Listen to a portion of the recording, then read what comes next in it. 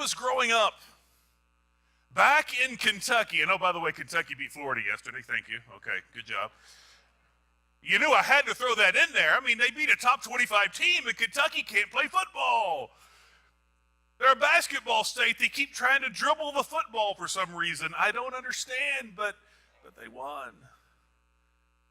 But speaking of Kentucky, when I was growing up there was a saying that people used to use, and it was simple, and yet in this simple statement there was great and profound truth, and the statement was this: you can't see the forest for all the trees.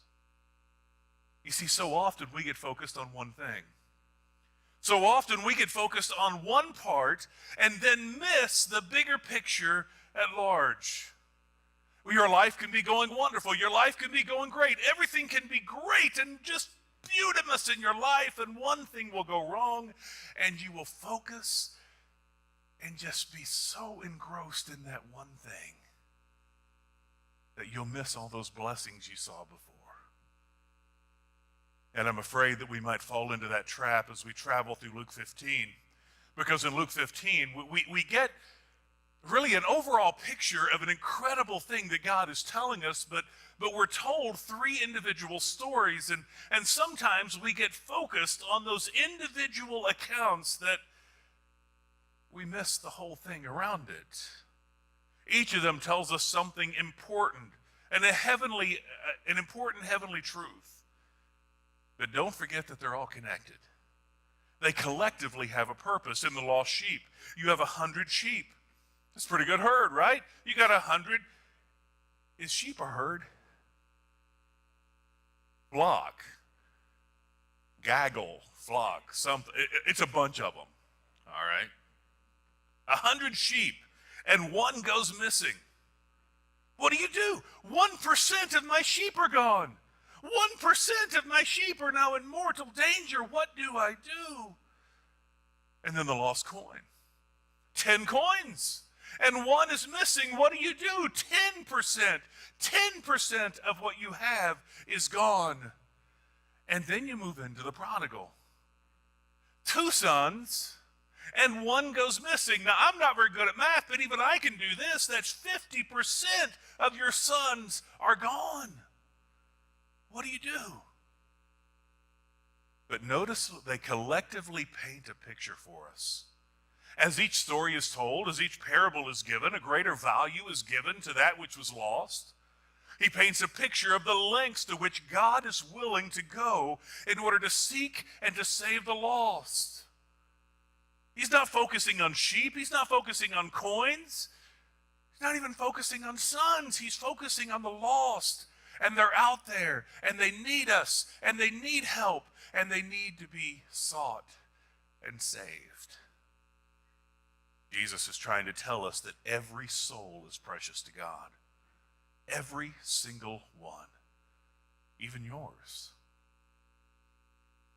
Even when buried in sin and pride like the prodigal son, God still loves, and every soul is important and worth saving to him. So over the next few weeks, we're gonna take apart. We've already talked about the lost sheep, and we've talked about the lost coin, and now we're going to take apart and dissect the prodigal son. We're going to spend a few weeks looking at it, and I think we're going to see that maybe finally we'll be able to see the forest as well as just a few individual trees. But before we go any further, let's get something out of the way. By show of hands, how many of you think that you can, now I'm not going to call on you, I promise, I'm not going to call on your name, I just want to know, okay? How many of you think you know what the word prodigal means? Raise your hand if you think you know what the word prodigal means. Okay, we got a few. We honestly have more than I expected. I'm going to be honest about that because I had to go look it up too. I'd used it my whole life. I'd connected this adjective with the son, but I've never really considered what it means. Does it mean lost, sinful, arrogant? Because he was all of those things. Actually, Prodigal is a word that describes the young man's inability to manage his money. Did you know it had to do with the money? Prodigal. You ever heard the word prodigious, which means a whole lot? Well, prodigal, here's the definition. A person who spends money in a recklessly extravagant manner. That's a prodigal. Some of us have children like that. Some of us have been that. Prodigal is an inability to wisely use the resources that you have to spend recklessly, extravagantly. And that's exactly what he did. I just thought it was important for us to understand the terms as we go through the story, because prodigal is merely an adjective defining the son, so we need to know what it meant. So now let's take a look at it. Let's begin with Luke 15, verse 11. And he said, a man had 2 sons. The younger of them said to his father, Father, give me the share of the estate that falls to me. So he divided his wealth between them. And not many days later, the younger son gathered everything together and went on a journey into a distant country, and there he squandered his estate with loose living. Now, when he had spent everything, a severe famine occurred in that country, and he began to be impoverished. So he went and hired himself out to one of the citizens of that country. And he sent him into his field to feed swine. And he would have gladly filled his stomach with the pods that the swine were eating, and no one was giving anything to him. But when he came to his senses, he said, how many of my father's hired men have more than enough bread, but I am dying here with hunger? I will get up and go to my father, and I'll say to him, Father, I have sinned against heaven and in your sight. I am no longer worthy to be called your son. Make me as one of your hired men.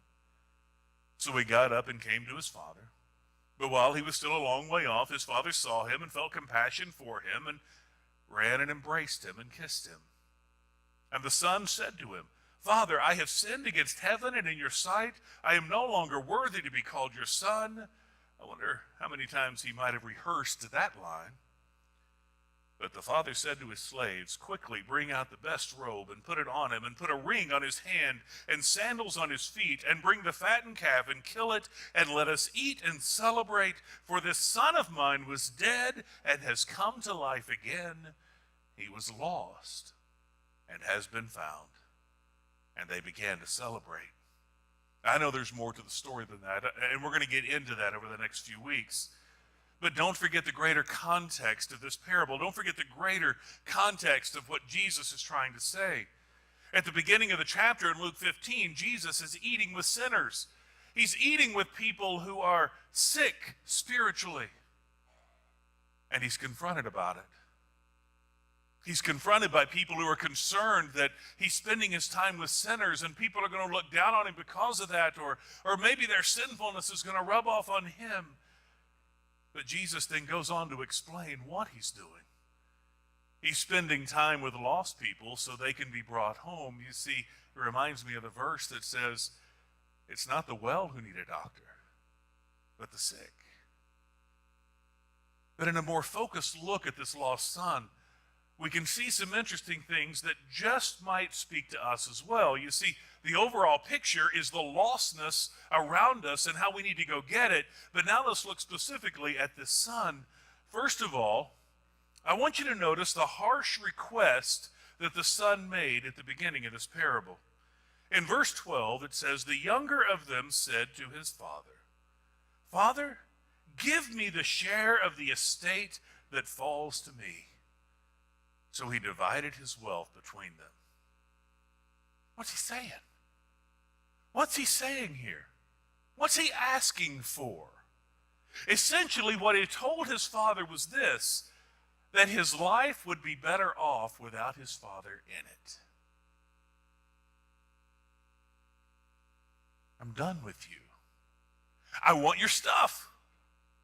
I want what you've accumulated. I want all this. But Dad, I don't want you. How devastating would that be to a father?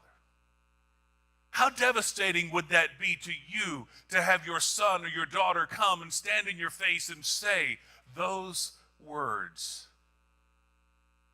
It would devastate any of us as parents. But notice what the father did. The father didn't get angry. The father didn't get excited. What he said there in the end of verse 12, so he divided his wealth between them. He had 2 sons, and his youngest son asked, give me the share that is due me, and he was due 1/3. So he divided his wealth between his sons, the eldest 2/3, the youngest 1/3. He gave his stuff to his kids. Now, the selfishness of that request, the selfishness of what that young man asked for is then contrasted to the bounty of the father's love. The younger son wanted everything the father could give him, the wealth, the prestige, but what he didn't want was the responsibility that comes with it. He didn't want to work the farm. He didn't want to tend the sheep. He didn't want to do the work in the field. It's not an unusual story, is it? As young men and women, we all thought we had the world figured out. Remember, when we look at our teenage children, we are amazed sometimes at how smart they think they are and how dumb they think we are. But I want you to remember back. You were once that young teenager. You were once that one that looked at your parents and said, how can you chew gum and walk at the same time? You're just not smart. I got this world figured out. I know what I'm doing. If you just get out of my way and let me make my own choices and do what I want to do, everything's going to be fine. And don't tell me you never thought that. Oh, you did. You did. I remember when I was in college. Boy, I thought I knew everything when I was in college. I was in college. I was learning stuff. I was going to get a piece of paper that said, smart.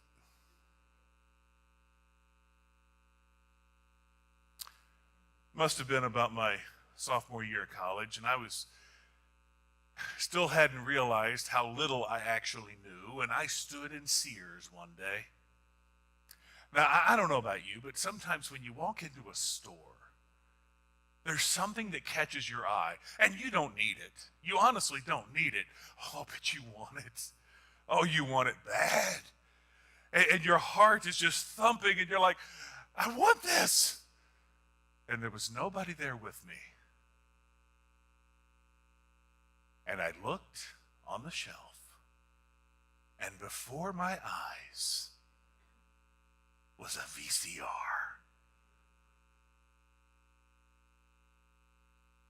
Now, some of you are not aware of how important that was in the mid-'80s. We didn't have digital downloads.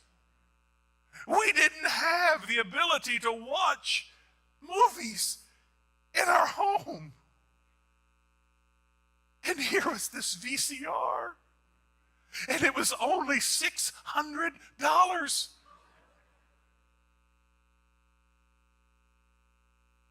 Now, you can't give one away for $5 anymore, but I'm telling you, when they came out, $600.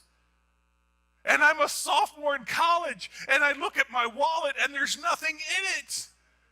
But I want it. And then I remembered.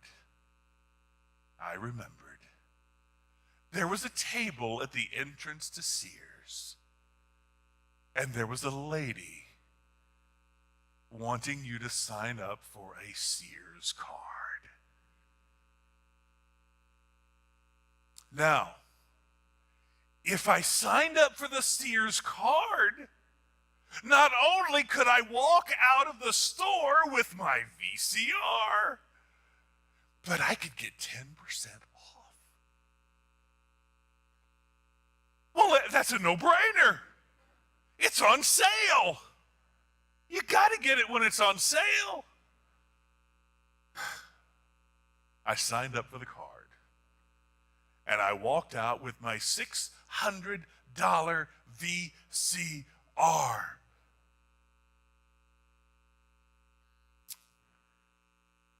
And I never even considered what I was going to do when the bill came due. Now, I don't know about you, but I don't think I'm the only one who's ever been in that position. It might not have been a $600 VCR, but it might have been something.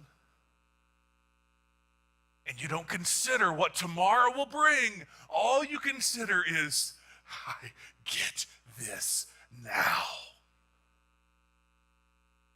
But then the bill comes. The young man wanted the world. He was just selfish and arrogant enough to ask for it. But at no time did he ever consider the payments that would come due because of his actions. And that's exactly how we live in this world. We want the blessings of God. Absolutely, we want the blessings of God. We want the answered prayers. We want his peace. We want his help. We want him to protect us. But don't expect anything from me, God. I want your stuff, but I don't want you. Tell me that's not how so many people live today. God, I want what you can give, but I don't want you in the picture. It didn't take long for things to begin to change, though, for that young man. There used to be a sign on Route 40. There was a Citgo station there, and they would put little funny sayings out on their sign occasionally, and one of them stuck to my memory, and I've said it before in church.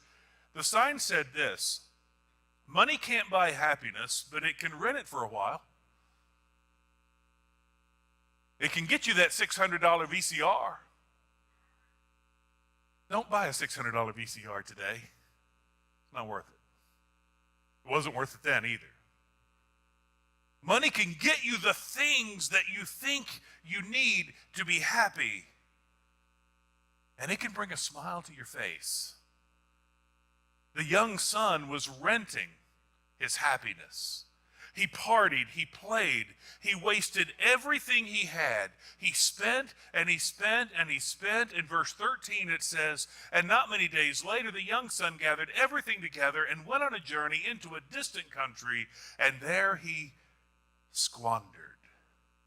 There's a fun word. He squandered. He just kind of threw it away. And he did it all on loose living. And the inevitable result of that, the inevitable result of not considering what tomorrow will bring, is ultimately there will be an awakening.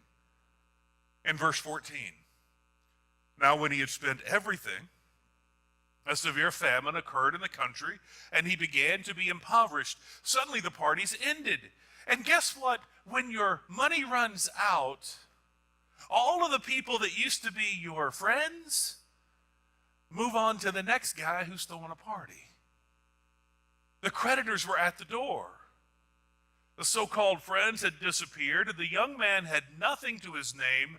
He must have been scared to death. He's in a foreign country, no one around him, no family, no help, and now he doesn't even have money to eat. When my children were younger, we're talking, oh goodness, 3, 4 years old, up through about 8 or 9. They had and I've told you this as well, they had an incredible way of waking me up. You know, your kids want to come wake you up, but to their credit, they never like grabbed me or jumped on me or threw something on me. No, they would stand with their face that far from mine and just stay there until that something in you felt a presence.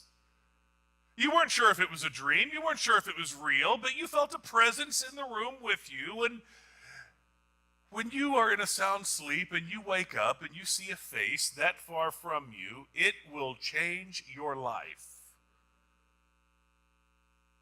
You might even have to change clothes. because it's scary. They would stand there like that and wake me up, and it would give me a start every time. This young man, he might not have had a face looking at him, but the realization that everything that he had hoped for and dreamed of, and everything that he had wanted in his life, and everything he knew that he had figured out in the world was all gone, I think he had a pretty rude awakening that day. What would he do? All the blessings had been squandered. All the blessings had been wasted. He needed food. In verses 15 and 16, so he went and hired himself out to one of the citizens of that country, and he sent him into his fields to feed swine. Of all things, pigs. That was a problem for a Jew. But he goes on to say, and he would have gladly filled his stomach with the pods that the swine were eating. Have you ever fed pigs? Pig slop? Have you ever wanted to eat it?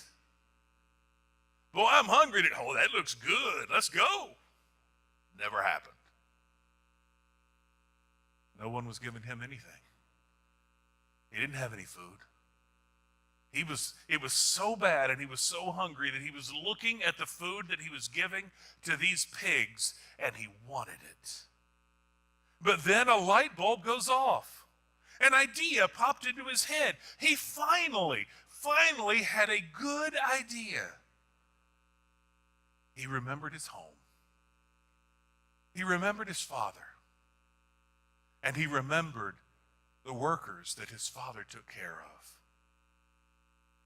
Verse 17 says, but when he came to his senses, he said, how many of my father's hired men have more than enough bread, but I am dying here with hunger. His attitude changed. Everything that he was before has now changed. Finally, he began to understand what he's done and what he had left.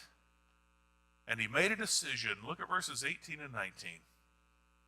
I will get up and go to my father, and I'll say to him, Father, I've sinned against heaven and against you. I'm no longer worthy to be called your son. Make me as one of your hired men.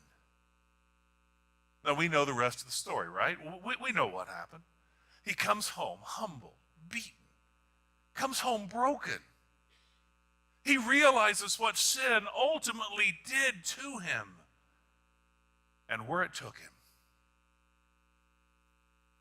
Now, we may not have demanded our inheritance now, but we demand God's blessings, and we demand God's answered prayers. And heaven forbid God choose not to answer my prayers. How can you be God if you don't give me what I want? Doesn't that sound crazy when we say it out loud? But isn't that exactly how we live? We don't consider the sin in our lives prevents those blessings. We should be able to do what we want and still get what we want, right? We're too often a clone of that young son. Consider what sin does. It separated him from his father, didn't it? It separated him from his blessings, from his home, from his life. It short circuits your blessings from God. Sin leads us further and further from home. So don't be a prideful, arrogant, selfish young son or daughter. Wake up, just like he did. Wake up just like this young man did and come home. In 1734, I was going to ask Rufus how it was back then, but he's not here today. In 1734, a movement began in the Northeast. Jonathan Edwards preached a sermon. It was called Sinners in the Hands of an Angry God. And in this sermon, Jonathan Edwards essentially painted them a picture of how we are hanging by a thread over the fires of hell because of the sin in our lives. Jonathan Edwards spoke those words, and in that moment, people began to wake up. Churches began to grow, and churches began to have life again. Lives were changed. They'd been asleep, but the alarm had gone off, and now they were awakened. The event was called the Great Awakening. Maybe it's time for our alarm clocks to wake us up. This young man had a moment. This young man was lost. This young man was far away from the things that brought him hope and peace. He was far away from home. But in a moment, his eyes were once again drawn back. It reminds me of the words of Proverbs when it says, train up a child in the way he should go.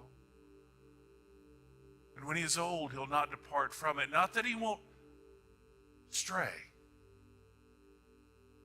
but that somewhere in his life, somewhere in his soul, the memories of that foundation,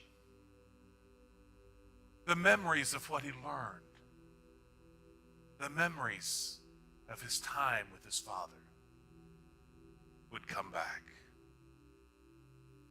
This young man, he woke up.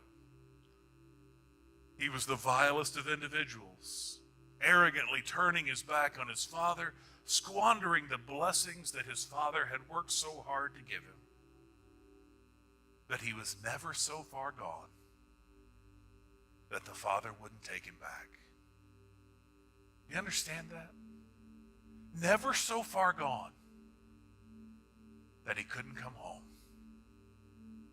You're not too far gone here today. Every soul, every single one is important to God. This young man's life is an example of what not to do. But remember the point of this parable. He was lost. The father never stopped hoping for his son's return. The father never stopped looking down the road, hoping to see his son coming toward him. But this lost son, this son that had been so far away, suddenly, he wasn't lost anymore. You see, God works on our lives. And this week's sermon is about this son. This week's sermon is about so many within this church and in our world today that have known the love of the Father, that have known who God is, and how great is the love the Father has lavished on us, that we should be called the children of God, and that is what we are, 1 John 3:1. And yet those very same people are not here today. Those very people who knew their Father have run away.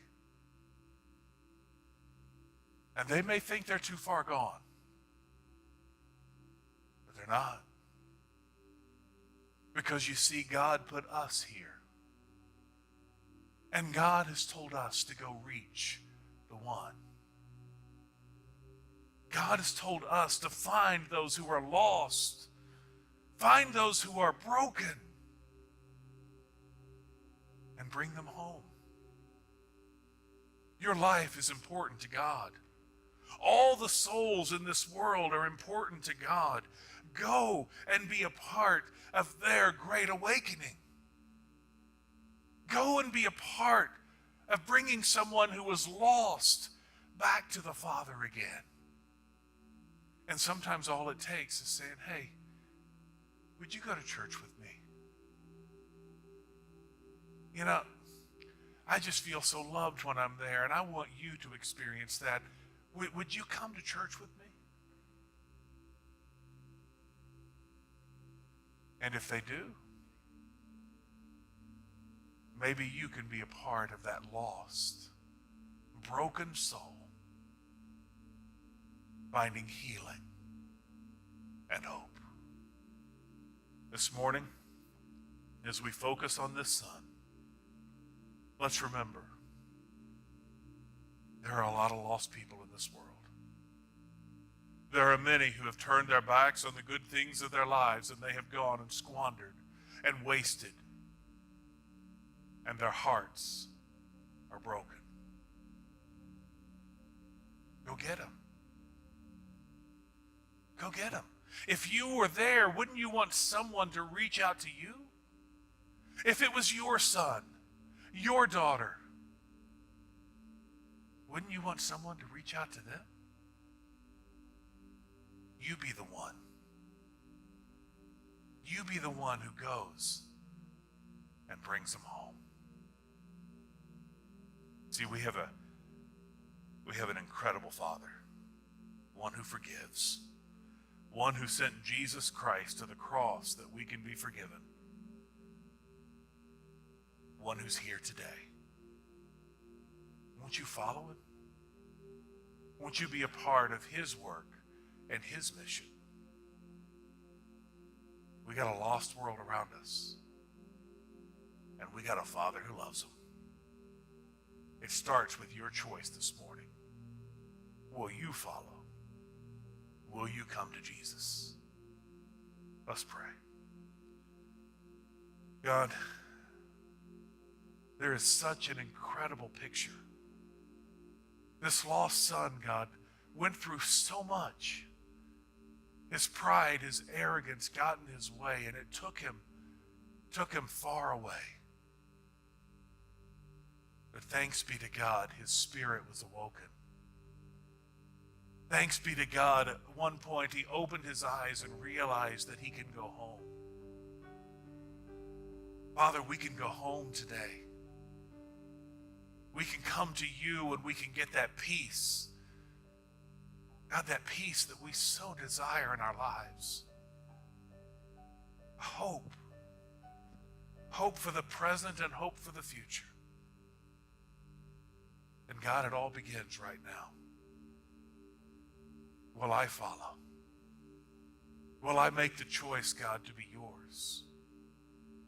And will I open my eyes and see those lost around me? And will I do what I can to bring them home? God, we just ask for your help today. Give us the courage to step out and be yours. In Jesus' name we pray. Amen.